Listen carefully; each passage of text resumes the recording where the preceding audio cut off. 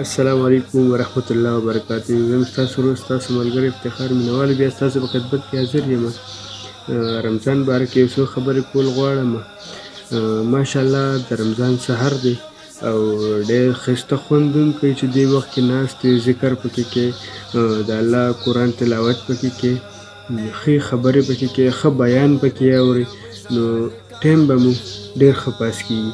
بله خبره دا چې په دې کې د الله رضا هم ده او دعا کوئ چې په دې میاشت کې موږ ته خپل مغفرت وشي او الله دې راته مغفرت نصیب کړي سره د ټولو مسلمانانو سره چې څومره دا ملګري دا ویډیو ګوري سره د هغوی او مینوالو. بس خپل کوشش کوئ، خپل ټایم مه ضایع کوئ په دې کې، فضول ټایم بالکل مه ضایع کوئ، ځکه چې دا یو داسې میاشت ده چې دا چې په چا باندې راشي ډېر خود قسمته وي، هغه ډېر زیات خوش قسمته وي چې دا میاشت په چا باندې راشي.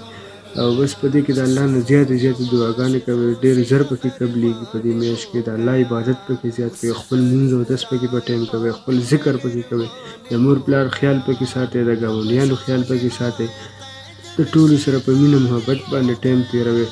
په دې میاشت کې چې یو منټ هم ټایم هسې مه ضایع کوئ، بیا ډېره غټه ناکامي ده چې دا څوک پکې ټایم ضایع کوي، پکې څوک پکې ګیمونه کوي او څه پکې څه کوي. نو په دې باندې دا بالکل مه ضایع کوئ، ځکه چې بیا دا میاشت راتلل ډېره ګرانه ده، چا په قسمت کې وي د چا په قسمت کې نه. دعا کوئ چې الله راته مغفرت نصیب کړي او په دې میاشت کې خپل مغفرت سوال کوئ چې په دې میاشت کې چاته مغفرت ونه شو نو هغه بس پاتې په دې دنیا هم لاړو تباه شو، په هغه دنیا هم تباه دی.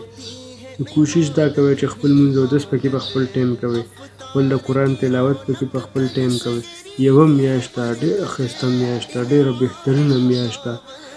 الله دې په ټولو مسلمانانو پکې سره زموږ مغفرت نصیب کړي او دعاګانې موږ ته هم کوئ، موږ تاسو ته هم کوو او د ګاونډیانو خیال پکې ساتئ، چا سره پکې جنګ جګړې مه کوئ.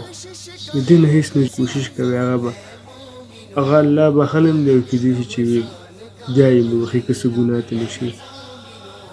نو بس ټولو مینوالو ته بس زما طرف نه دا ورکوټ میسیج دی، ریکویسټ درته کوم چې پلیز خپل لمونځ اودس په خپل ټایم کوئ.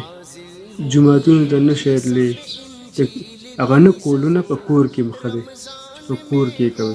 15 منټه ذکر الله ورکوئ، 100 پېرې پکې استغفار وایئ چې په ورځ کې درنه څه ګناه شوي هغه به د الله معاف کړي او د دې استغفار په دې استغفار 15 انعامه دي. کوشش کوئ خپل ذکر پکې کوئ، مختلف ذکر دی د دنیا د هغې بیل ډېر غټ ثوابونه. یو سبحان الله دې دی که نه چې د یو سبحان الله دومره ثواب دی چې اوښ بچی پیدا شو د یوې اونۍ نه راتاویږي او هغه واپس هغه ځای له راځي، هغه به بوډا هم شي خو راو به نه رسي، نو هغه به راونه رسي. دومره ثواب د دې ګټې د یو الحمدلله دومره ثواب دی چې 6 میاشتې یو اس په منډه باندې لاړ شي خو دغه ثواب هغه ته به ونه رسي.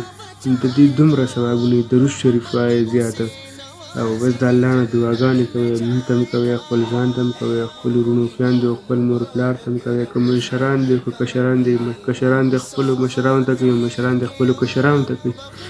او بس په دې میاشت کې زیاتې دعاګانې کوئ، نفرت او دا وي او حسد بغض دا د زړه نه بالکل وباسئ، ځکه چې ورې په دې کې درته مغفرت ونه شي نو بس لاړئ په دې دنیا هم ناکامه.